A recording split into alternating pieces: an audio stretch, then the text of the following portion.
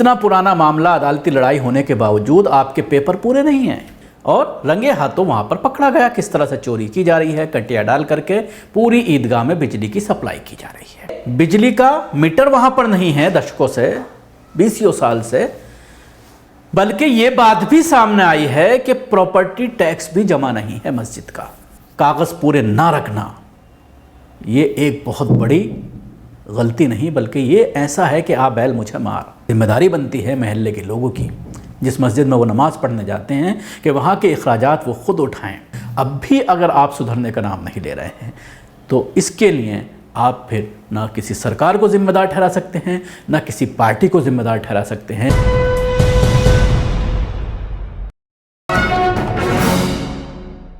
अभी 2 दिन पहले एक खबर आई कि मथुरा ईदगाह में बिजली चोरी करते हुए एफआईआर दर्ज की गई है। यानी मथुरा ईदगाह में जो बिजली सप्लाई हो रही थी वो चोरी की थी। और उसके बाद तमाम चैनल्स पर इस खबर को चलाया गया प्रमुखता से।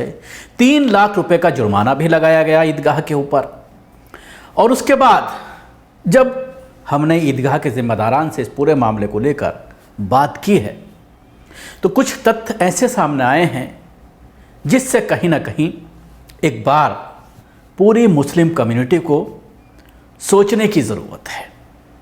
और न सिर्फ सोचने की ज़रूरत है बल्कि एक स्ट्रेटजी और एक प्लानिंग करने की भी बहुत ज़रूरत आन पड़ी है। ख़ास तौर से अगर आप ईदगाह की बात करते हैं, मथुरा ईदगाह की अगर बात करते हैं, मथुरा ईदगाह श्री कृष्णा जन्मस्थली से बिल्कुल सटी हुई है। और ये जो रेड की गई है तो श्री कृष्णा जन्मस्थली की जो संस्था है, जो ट्रस्ट है, उसके ज़रिए ए.के. शर्मा जो बिजली मंत्री हैं उनको बाकायदा एक लिखित शिकायत दी गई कि ईदगाह के अंदर चोरी की बिजली चलाई जा रही है। उसके बाद लोकल अधिकारियों को भी ये शिकायत की गई थी। लेकिन योगी सरकार के जो मंत्री हैं ए.के. शर्मा, जो प्रधानमंत्री के ऑफिस में काम करते थे, यहाँ से रिज़ाइन देने के बाद उत्तर प्रदेश गए थे योगी को रिप्लेस करने के लिए, लेकिन योगी ने उनकी दाल नहीं गलने दी, उनको मंत्री बनाया गया है। उन्होंने तुरंत इस पूरे मामले में लोकल प्रशासन को निर्देश दिया, बिजली विभाग को निर्देश दिया, रेड की गई और वाकई में जो शिकायत थी वो सही पाई गई और रंगे हाथों वहाँ पर पकड़ा गया किस तरह से चोरी की जा रही है। कटिया डाल करके पूरी ईदगाह में बिजली की सप्लाई की जा रही है। और उसके बाद 3 लाख रुपए का जुर्माना लगा दिया गया, जिसको भर भी दिया गया है। अब सवाल ये खड़ा होता है, जब उत्तर प्रदेश में मदरसे की जांच शुरू हुई थी, उसकी लिस्ट बना करके प्रशासन ने, लोकल प्रशासन ने लखनऊ प्रशासन को भेजी थी। उसके वक्त ये देखने में आ रहा था कि बहुत सारी मिल्ली तंजीमों के ज़रिए इस लड़ाई को लड़ने की बात कही गई और ख़ास तौर से जमीयत उलमा हिंद के दोनों ही विंग, हालांकि अब दोनों एक हो गए हैं, चचा भतीजे, दोनों के ज़रिए अलग अलग तरह के बयानात दिए गए। पहले दिल्ली में एक बड़ा मदरसा जिम्मेदारान का इजलास रखा गया और उसमें यह कहा गया कि हम पूरी तरह से लड़ाई लड़ेंगे और ये गलत हो रहा है मदारिस के साथ।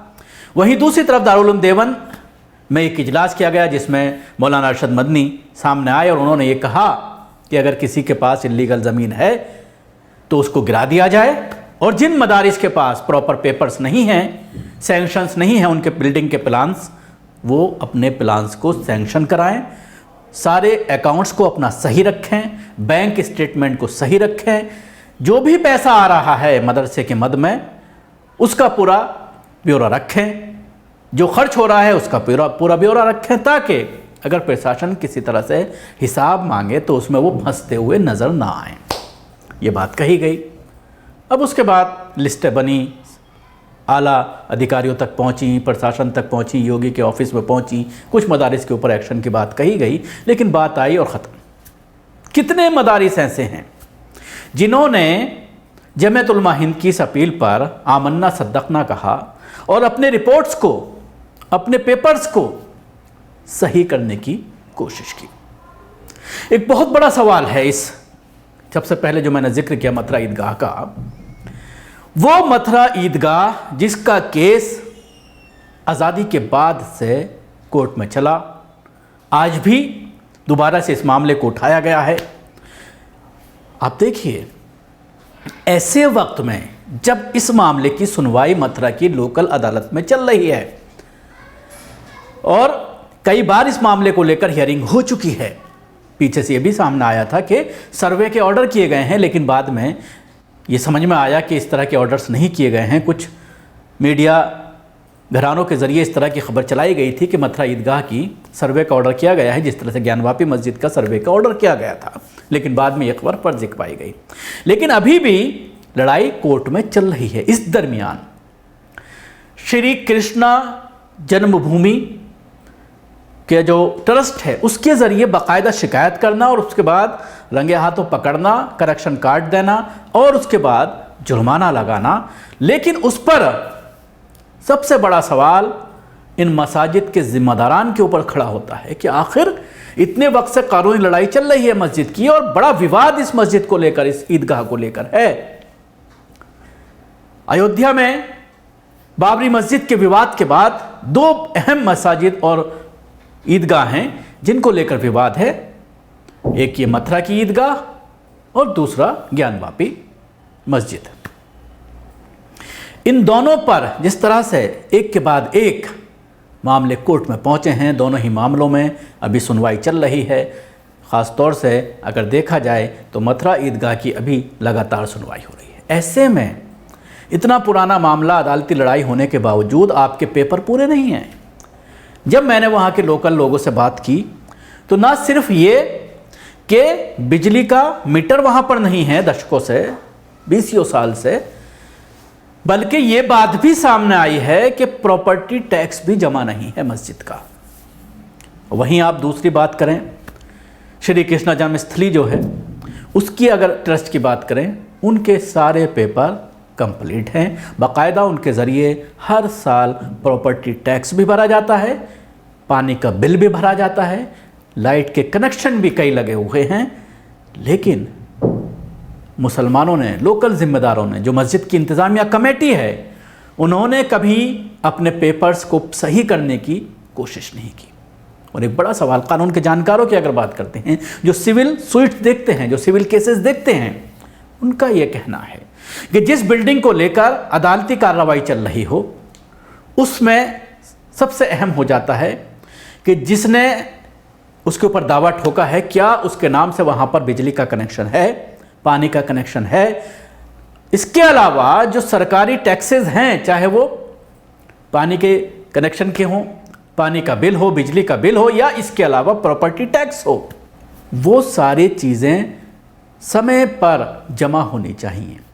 ये एक बड़ा अहम चीज़ होती है किसी भी प्रॉपर्टी पर मालिकाना हक दिखाने के लिए, क्योंकि बिजली का कनेक्शन जितना पुराना होता है वो कोर्ट में काफ़ी मान्य होता है। और ये कहा जाता है इस तरह के डिस्प्यूट जब होते हैं, प्रॉपर्टी के जो सूट्स होते हैं सिविल के, कि हमारा नाम से ही, यानी हमारे बाप के नाम से या दादा के नाम से बिजली का बिल है, 50 साल 40 साल पुराना है, तो उससे मालिकाना हक साबित होता है। या अगर किराएदार है और किराएदार लगातार मालिक के नाम, चाहे वो सरकारी दफ्तर में या कोर्ट में उसका किराया जमा कर रहा हो, सीधा मालिक तक नहीं पहुंचा रहा है, लेकिन वो रसीद रखता है उसकी कि मैं इसको बाकायदा किराया दे रहा हूं, ये साबित करने के लिए कि 50 साल से मैं किराएदार हूं और लगातार इनको किराया दिया जा रहा है, और उसके ज़रिए बिजली का बिल भी जमा होता है, उसकी वो कॉपी रखता है, चाहे वो मीटर किसी और के नाम हो, पानी का बिल भी जमा होता है, हाउस टैक्स भी जमा होता है। ये सारे रिकॉर्ड जो कब्जाधारी है, जो किराए पर है, वो भी अपने पास रखता है। मामला जिस तरह से ये कोर्ट में चल रहा है, लेकिन उसके बावजूद कागज़ पूरे ना रखना, ये एक बहुत बड़ी गलती नहीं, बल्कि ये ऐसा है कि आ बैल मुझे मार। अब भी आप सुधरने का नाम नहीं ले रहे।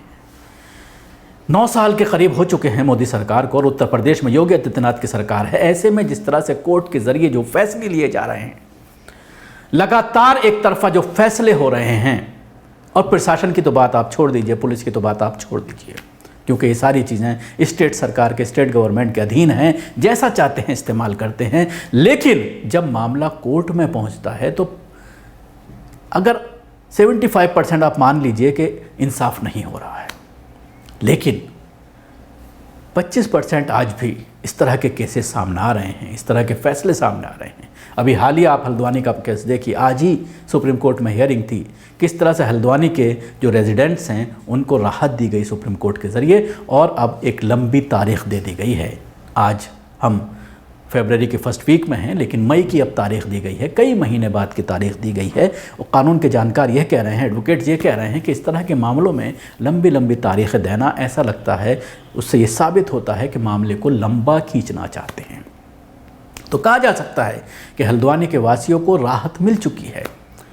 तो ऐसे में जैसा कि मैं कह रहा हूँ कि 25% अब भी कहीं ना कहीं अदालतों में इंसाफ हो रहा है, जिसमें सरकारों के दबाव में कुछ जज साहिबान हैं जो फैसले नहीं कर ले पा रहे हैं, और अपने हिसाब से वो फैसले कर रहे हैं, कानून के हिसाब से वो फैसले कर रहे हैं, जो संविधान की कसौटी पर खरा उतर रहा है उसके हिसाब से फैसले कर रहे हैं। तो ऐसे में आप अपनी तरफ से मौका दे रहे हैं कागजात पूरे ना रखकर। इसलिए एक बार फिर मैं अपील करना चाहूँगा पूरे देश के मुसलमानों से कि अपने मदारिस और मसाजिद, अपने खानकाहों के रिकॉर्ड्स को सही कर लीजिए। और चोरी की बिजली चलाना, वो भी ऐसी मस्जिद के अंदर जहाँ पर आप अल्लाह की इबादत करने जा रहे हैं, जो अल्लाह का घर है, ये जिम्मेदारी बनती है महल्ले के लोगों की, जिस मस्जिद में वो नमाज़ पढ़ने जाते हैं, कि वहाँ के अखराजात वो ख़ुद उठाएँ। कमेटियाँ बनी होती हैं। अब भी देखने में ये आता है कि 70-80% मसाजिद ऐसी हैं, ख़ास तौर से अगर हम इधर की बात करते हैं, उत्तर प्रदेश, बिहार, उड़ीसा, पश्चिमी बंगाल, इन इलाक़ों में, दिल्ली में भी बहुत सारी मसाजिद हैं। हालांकि दिल्ली में अब ये देखने में आ रहा है कि मुसलमान तमाम मसाजिदों में बिजली के मीटर लगवा रहे हैं, क्योंकि जाहिर सी बात है चोरी एक गुनाह है। चोरी के लाइट के साथ आप मस्जिद में जाएंगे, और बहुत सारी मसाजिद ऐसी हैं, बहुत सारी छोड़ दीजिए, अब तो ऐसा देखने में आ रहा है जो डेवलप्ड डिस्ट्रिक्ट हैं, जो पैसे वाले लोग हैं, तमाम मसाजिद में अब एसी लग रहे हैं, और एक एसी का कितना बिल आता है वो सबको मालूम है। तो ऐसे में चोरी की बिजली का इस्तेमाल करना ये सरासर गलत है, क्योंकि अल्लाह के घर में जहाँ आप अल्लाह की इबादत करने के लिए जा रहे हैं, वहाँ पर आप चोरी की बिजली का इस्तेमाल करते हुए, एसी की ठंडी हवा खाते हुए, या फिर एसी नहीं है तो कूलर है, या पंखा है, लाइट है, ये सारी चीज़ें इस्तेमाल हो रही हैं। और सर्दी में गीजर का भी इस्तेमाल होता है वज़ू करने के लिए, तो ये सारी चीज़ें बिजली से चलती हैं। तो जाहिर सी बात है ऐसे में इबादत कबूल नहीं होगी। हालांकि इस पूरे मामले पर मुफ्ती इकराम और उलमा इकराम के लगातार बयानान भी आते हैं कि किस तरह से आपको मसाजिद का अखराजात आपको अदा करने हैं, चोरी की बिजली नहीं होनी चाहिए, बिल्डिंग का प्लान सेक्शन होना चाहिए, सरकार की जो गाइडलाइंस हैं उसके हिसाब से ही मसाजिद को बनाना चाहिए। अब जिस तरह से सुप्रीम कोर्ट की गाइडलाइंस हैं, अपने मसाजिद के स्पीकर के वॉल्यूम को लेकर उसको भी आपको फॉलो करना चाहिए, क्योंकि जिस कंट्री में आप रह रहे हैं उसके लॉ के हिसाब से ही आपको चलना है। तो जाहिर सी बात है अब भी अगर आप सुधरने का नाम नहीं ले रहे हैं, तो इसके लिए आप फिर ना किसी सरकार को जिम्मेदार ठहरा सकते हैं, ना किसी पार्टी को जिम्मेदार ठहरा सकते हैं, ना किसी राजनेता को जिम्मेदार ठहरा सकते हैं, ना किसी अफसर को, ना किसी कोर्ट को जिम्मेदार ठहरा कर सकते हैं। आप खुद अपने आप मुसीबत मोल ले रहे हैं। तो इसलिए ध्यान देने की ज़रूरत है इस तरह की चीज़ों पर। और एक बार फिर जिम्मेदारान से, जो देश के बड़े बड़ी मुस्लिम तंजीमें हैं, उनसे भी मैं आखिर में अपील करना चाहूँगा, इस मामले को पर्सनली देखने की ज़रूरत है। बहुत ही सेंसिटिव मामला है ईदगाह का मामला। अब भी वहाँ के ज़िम्मेदारान से जब आप बात कर रहे हैं तो वो सीरियस नज़र नहीं आ रहे हैं। प्रॉपर्टी टैक्स भरने को लेकर सीरियस नज़र नहीं आ रहे हैं। हालांकि अब ये कहा जा रहा है कि कनेक्शन अप्लाई कर दिया गया है, लेकिन अब जब छीछा लेदर हो गई है तो अब एक बड़ा सवाल ये भी है, क्या कनेक्शन दिया जाएगा? ये भी एक बड़ा सवाल है, और शायद इसके लिए भी कोर्ट में जाना पड़े। शुक्रिया। आपको हमारी कोशिश कैसे लगी ज़रूर बताएं। हमारे यूट्यूब चैनल को सब्सक्राइब करना ना भूलें। इसके साथ ही बेल आइकन जरूर दबाएं। अगर आप ये वीडियो फेसबुक पर देखना तो पेज को लाइक करें, उसके साथ ही फॉलो भी करें। धन्यवाद।